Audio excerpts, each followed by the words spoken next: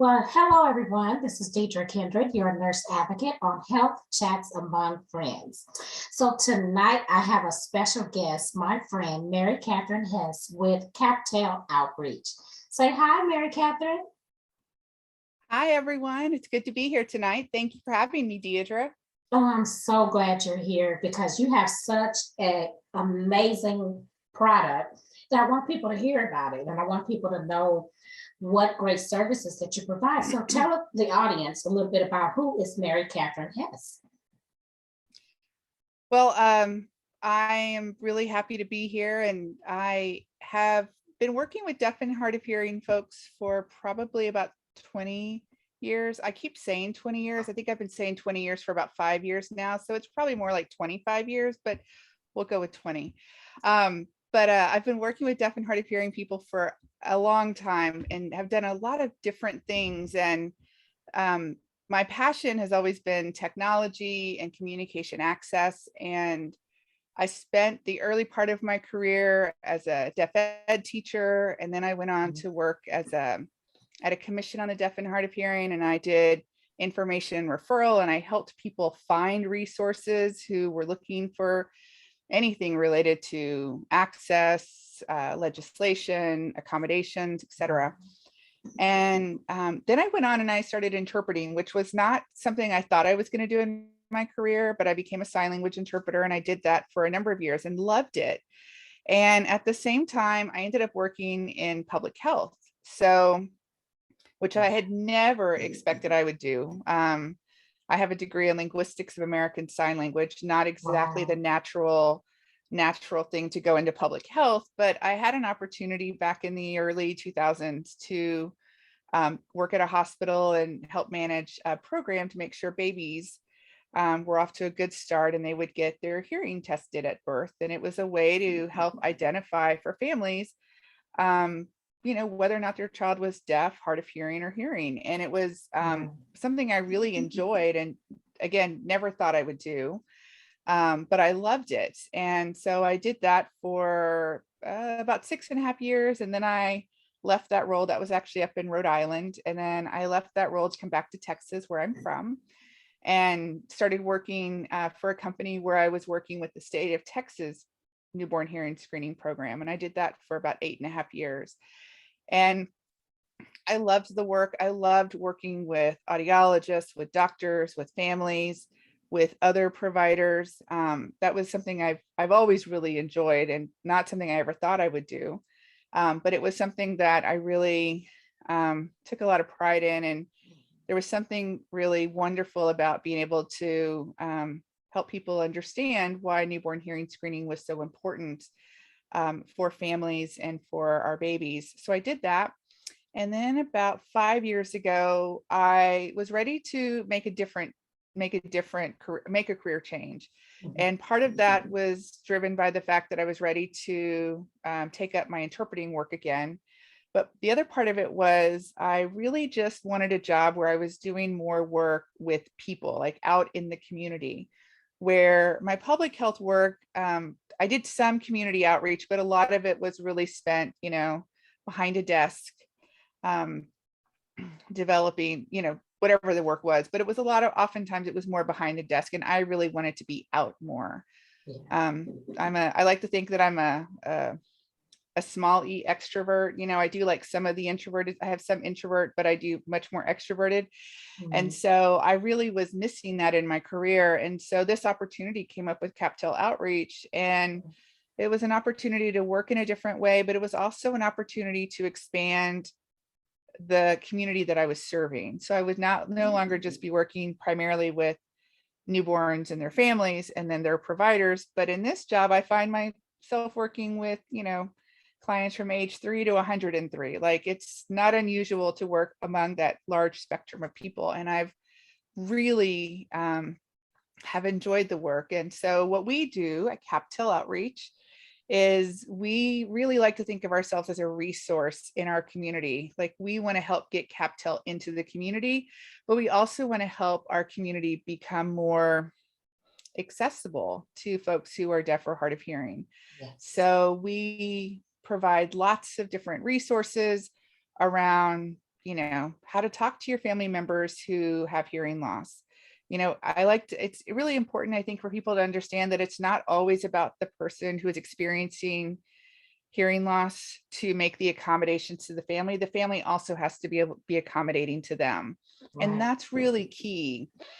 And so we offer, like I said, lots of different resources around, how to communicate with your family members, how to advocate for yourself, how to advocate in the workplace, how to communicate when we're all wearing masks. Like, how do we best communicate with people? Because that's been a huge barrier for a lot of our clients during Yes. COVID, is the masks. It's not just a case of talking louder, but it's not being able to, get those visual cues that we all depend on to know what's being said. So so we, like I said, we offer a lot of different resources.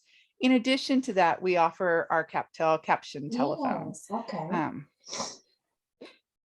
So I see a no cost sign behind you. Yes. So Yes. let's go elaborate on that one. Yeah. So what's wonderful is, as somebody said to me, it's the best marketing job in the world. When somebody asks you, how much is your service? I love to be able to say, oh, it's at no cost whatsoever. And that is as true as it can be. We offer our phones at no cost. It is part of a federal program. So under the Americans with Disabilities Act, there's a pot of money that helps support, that is required to support people with disabilities accessing telecommunications, and that is what helps to support this program. So we provide all of our phones at no cost. All of our resources that we provide are at no cost. As I said, it's the best marketing job in the world. Obviously, because it's a great program. It is. So, it is. Yeah, so I see two phones behind you. So I know you have other products, but can we go into the two phones that you have behind you? Sure. So what I've got here is I've got one of our, what we call our traditional model phones. That's the white phone right here. And this is what we call our 840i. We have another traditional model phone called an 880i. And the difference is the 880i has a larger screen. This is a little bit smaller screen. And this is our 2400, the black phone is our 2400i, which is our most popular phone. And the reason we have different phones is because, like people who experience hearing loss, they experience it in different ways and they have different needs. And oftentimes it's not just the fact that they experience hearing loss, but they may have other needs. So like, for example, all of our phones are really ergonomic, are really ergonomic for our clients. So if we have clients who, for example, have arthritis, and so maybe pushing on the buttons like this isn't as easy, they can use their thumb, they could use their palm, but they have different ways that they can access like our touch screen. So it's not just for our touch screen. Okay. That is. I love and that. Obviously you could also use a stylus. If you're somebody who likes to use a stylus, you can do that with our phone. With our traditional model phone, what I love about it is, oops, my little sign's going to fall over, but you can pivot the screen, because what I like to say is that people will often have their phone next to their favorite chair.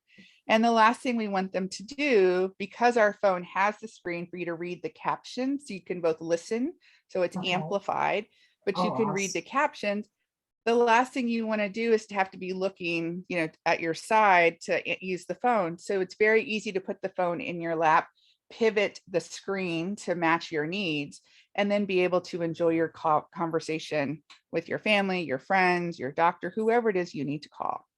Oh, that's and we offer the same feature. Yeah. And we offer the same feature on our black model phone. There's a little stand in the back that just pivots as well, so you can adjust it as well. So we do offer our phones. Our phones require our, what we call our internet model phones, our 840i, the 880i, the 2400i. They have an I on them. That means they're an internet protocol phone. So you require a phone line and internet. But we also have a fourth model phone, which is for our customers who don't have internet. So they just have a standard analog phone line that allows them to plug the phone into the wall and be able to get captions on their phone. So we are able to accommodate a range of folks and who have different telephone technology in their home. And That is awesome. It's amazing. You've thought of, And they thought of everything. We really have, including the fact that our answering machines that are built into all of our phones have caption messages as well. So you can listen to them, but you can also see the message caption, which I think is a real godsend for especially a lot of our clients who are scheduling their doctor's appointments and they're getting those reminder calls. And we know that people often don't answer their phones these days because they're getting so many spam calls. Right. So they can check their messages and they can see, that Dr. Jones has called to say that your appointment is next Thursday at 3 o'clock. And not only do they get to listen to it, but they can also read it on the screen. And that's a real blessing for folks because, answer machines are not easy, or answering machines, voicemail, whatever you want to call it these days.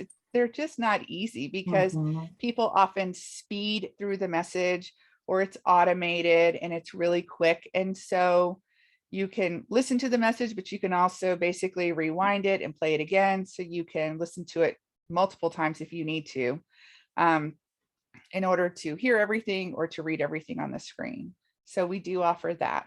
We also, all of the phones are amplified, so you can get an up to, I believe, 30 dB boost. So significantly louder, but you're also going to get a lot of clarity. And one of the things that happens is people often think, oh, well, if I talk louder, you'll be able to understand. Right. And sometimes that works, but sometimes it doesn't, because with getting louder, sometimes the clarity is lost. And so that understanding is still not possible. And so we do offer the amplification, you get clarity, but where you're not able to understand or it's not clear, you can still read what's being said on the screen. And that's the beauty of these phones. That is nice. That is nice. I love that. So how does one align, like say if you have a loved one that you think they may be having some hearing issues, and sometimes people don't really want to admit it. How does on board? Yeah, I know. And I find it so funny because so many people will not admit it. I cannot tell you how many seniors I meet who say, I don't know anybody with hearing loss. And I'm like, that's so interesting because 70% of people, 60% of people who are like over 60 have hearing loss. But I meet so many seniors who say, I don't know anybody with hearing loss. And I'm like, I suspect that's not true, but maybe they're just not willing to admit it. And that's a very common thing. So if you have a family member or friend who you suspect maybe they're not understanding you on the phone, or maybe they're yelling at you over the phone because they're not hearing you, and it's sometimes gets frustrating for both parties, not just the person who's experiencing hearing loss. You are, I'd say the first thing that if you can do is to get them to an audiologist to get their hearing tested. That's obviously the best route because, they can get tested by, a healthcare provider who really knows how to do a good audiological assessment on the person. And that can give them a better picture of, what they are hearing and maybe what they're not able to hear as well. And then talk about whether or not hearing aids or other devices might be useful for them. But regardless of whether or not they get hearing aids, a captioned telephone will certainly start them on that journey of having better access to information. And to get one of our phones, it's very easy. We have these brochures and you can find them at lots of audiology offices, hearing aid offices, senior centers. Most senior events will be at. And in the brochure is what I like to tell providers, the easiest application they'll ever fill out. Because I know you can't see it clearly on the screen, but basically it's the client's information at the top. Let's see here. Is that clear? There we go. The client's information at the top. Okay. Woo, there we go. There we go. Yeah, the client's information is at the top, and then what we call our certifying professional bills out the bottom. And a certifying professional can be any number of providers, including doctors, nurses, audiologists, hearing aid dispensers. We work with a lot of veterans, so veteran service officers can also certify. Speech language pathologists fall into that category. Social workers fall into this category. So there's a large range of individuals who fall into the category to being able to certify. And when I go to events, it's interesting because when I talk to people, inevitably I'll have like one of the, like somebody come by and they'll say, wow, my grandmother would have really benefited from this when she was still around, or my grandfather, or my uncle, or my aunt. And I say, oh, I really wish we could have helped them. But if you know of anybody else now, feel free to share this information, because it's open to anyone. There's not a restriction of age, income, or insurance. And that's something that I think a lot of providers are interested in. They think, is it Medicaid? Like, who's paying for it? And the answer is it's funded by, there's a tax, sorry, not a tax. There's a fee that all of us pay on our telephone lines, that we pay on our bills, and it goes into a pot of money to support these devices because it's required. Yeah, so it's very, very easy to get. And all that's needed at the home is a telephone line and internet, preferably. And if we don't have internet, we can work with people who have analog phone lines. But it's a very easy process. And we encourage everyone to let everyone know about this, because it is a really wonderful free resource. And that, I think, is the part that people forget, is that there's no cost to it. So there's, if somebody's struggling, then get them a phone, make it a Christmas gift for them if you have to, but get it for them so that they can start having those meaningful conversations with their family, their friends, being able to schedule their own doctor's appointments. Or God forbid, if they're at home and they're trying to keep their independence, they want that ability to be able to dial their home healthcare and say, this is what I'm needing today, or schedule their appointments, or call 911. All of those things are critical. And people forget that, that they think, oh, they just kind of take it for granted. And one of the things that I do find in this job that is heartbreaking, but it's also really wonderful, when we see like a spouse who's like a husband who's recently lost his wife. And he says, my wife always made the phone calls for me. She scheduled all my appointments. She did all of that. And now she's gone. So now I've got to do it. And so this gives, them that opportunity to be able to reconnect with family and friends, or to make those calls that they need to make. So it's wonderful. I had a conversation with a gentleman the other day, and he said, I've got to get this set up. I'm really struggling. I think he might have been on hospice. He didn't indicate. He said that he was pretty significantly sick and he didn't have a lot of time left, but he really wanted to call his father, who was like, 80 years old. And this gentleman had lost all of his hearing from some sort of illness, and was still probably a 50-year-old gentleman. I don't know exactly how old he was, but he said, all I want to do is call my dad and talk to my dad so he can hear my voice again. He said, because he hasn't heard me in so long. So we got the phone set up for him, and I texted him a few days later, and I said, did you call your dad? And he said, I did. And I said, and how was it? And he said, my dad cried. I cried. That's a beautiful story. Yeah. And I love those stories. That's the stuff that makes this job so wonderful. So anyway, It's I love set it. up very hard. It's set up very hard. It's set up very hard. No, setup is actually quite easy. People do get a little intimidated when they first see it, because they go, oh, it looks different. What do I do? But it's not complicated. We have a wonderful, guidebook. We offer over the phone support. When COVID is less of an issue, we'll be going back into homes. We'll be setting phones up for people again. And that's something we've really prided ourselves on. But with COVID, we've really wanted to be as careful as possible. Yes. But one of the things that's really happened with COVID, one of those magical things is we've really found that a lot of family members and friends have stepped up to help a lot of our clients get their phones set up. And that's been really wonderful because like when somebody goes to get their hearing aids, they always say, you know, bring a family member. It's always nice to have somebody else to hear that information, Right, know how to right. use your technology. And so during COVID, we've seen a lot of family members, friends, neighbors, you know, the